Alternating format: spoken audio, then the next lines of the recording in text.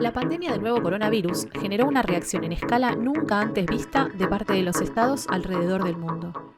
La mayor integración mundial y también el desarrollo técnico de la medicina permiten respuestas casi sincronizadas en diferentes lugares del planeta y la posibilidad de combatir a la pandemia en vez de solamente contabilizar muertes, como en pandemias anteriores. La peste bubónica, por ejemplo, eliminó 1/3 de la población europea en la Baja Edad Media. Las medidas más generales que han tomado los estados a nivel mundial son la implementación de cuarentenas y la creación de protocolos sanitarios. Tomemos, por ejemplo, el protocolo de la provincia de Buenos Aires. Su objetivo es implementar las medidas de prevención, detección temprana y control que permitan brindar la respuesta sanitaria integral necesaria para la atención y protección de la población susceptible de COVID-19, reduciendo las complicaciones y la posible mortalidad debidas al mismo, y procurando además limitar la propagación de este nuevo virus en el territorio provincial y nacional. Todo accionar de un Estado tiene una razón de ser, una razón de Estado, que no se explica por un llano humanismo. Así como el caso macabro de Brasil, de Bolsonaro, no se explica por una maldad inherente. Podemos pensar para Argentina que las razones para el accionar del Estado, más allá de lo textual de sus protocolos, tienen que ver con preservar la fuerza de trabajo disponible, pues es un Estado capitalista, tiene que ver con la popularidad del presidente, pues es un Estado democrático, y tiene que ver también con un modelo económico, pues si bien la cuarentena afecta la circulación de personas, lo cierto es que buena parte de las fábricas y de la producción para exportación casi no dejaron de trabajar.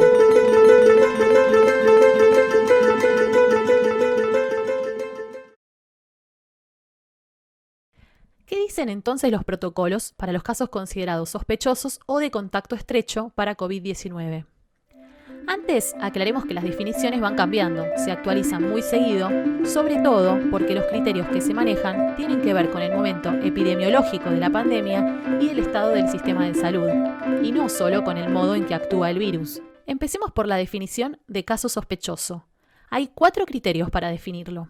El primero es que una persona tenga 2 síntomas, cualquiera de los que ya conocemos, y que viva en una zona de transmisión local del virus, como la ciudad de Buenos Aires y el Gran Buenos Aires. El segundo es para el personal de salud, trabajadores esenciales y habitantes de barrios populares, que, a diferencia del primer criterio, con uno solo de los síntomas alcanza, viviendo en zonas de transmisión local. El tercero es para contactos estrechos de casos confirmados, que después desarrollaremos, donde también con un solo síntoma es suficiente. Y el cuarto es solo para quienes tienen los síntomas de pérdida de olfato y gusto, que deben aislarse por 3 días. Los casos confirmados son aquellas personas que se hacen el hisopado, esto es, el test, y les da positivo. A partir de este resultado, se reconstruye la red de contactos preguntando al caso confirmado con qué personas estuvo. Se considera contacto estrecho a toda persona que haya proporcionado cuidados a un caso confirmado y que no haya utilizado las medidas de protección personal adecuadas. Y también a cualquier persona que haya permanecido a una distancia menor a 2 metros con un caso confirmado durante al menos 15 minutos, como por ejemplo convivientes, visitas, compañeros de trabajo. Se toma en cuenta estos contactos contando desde 2 días antes de que aparecieran los síntomas. ¿Y qué pasa si sos un contacto estrecho de un caso confirmado? En primer lugar, los contactos estrechos deben ser informados del resultado positivo de un test en hasta 24 horas. Te debes aislar por 14 días, contando desde el último contacto con el caso confirmado. En caso de ser convivientes y no poder realizar un aislamiento del caso en las condiciones óptimas, la cuarentena se prolongará por 14 días más, un total de 28 días. Por fin, el seguimiento se realiza si no presentas síntomas hasta el final del periodo de aislamiento de 14 días. ¿Qué pasa entonces si sos sospechoso?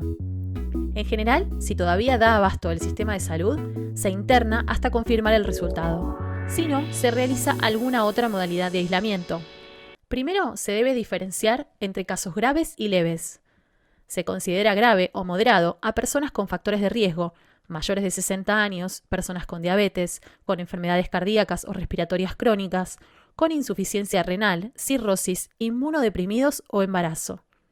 También se considera grave a la persona que presenta un cuadro de neumonía, bajo nivel de oxígeno en la sangre o algún otro criterio de internación. Para estos casos se realiza el aislamiento en un centro hospitalario. Otros tipos de aislamiento son los extrahospitalarios, que pueden ser en el domicilio o en un centro de aislamiento.